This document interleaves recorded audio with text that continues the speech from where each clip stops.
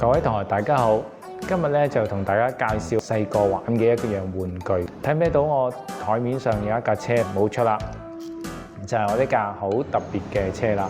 咁呢架車佢有個名就叫做回力車喎。個組成咧下底咧就會有個轆啦，然之後咧會有一啲彈簧，跟住咧我哋扭動佢咧就將佢儲存一啲能量俾佢，然之後當我哋一放手嘅時候咧，嗰啲能量就會釋放出嚟㗎啦。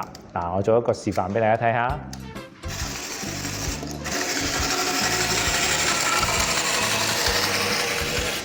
嗱，係咪走得好快咧？各位同學，我呢個玩具係咪既簡單又有趣？嗱，下次見到我就可以同我分享返你玩過嘅有趣玩具咯喎。拜拜。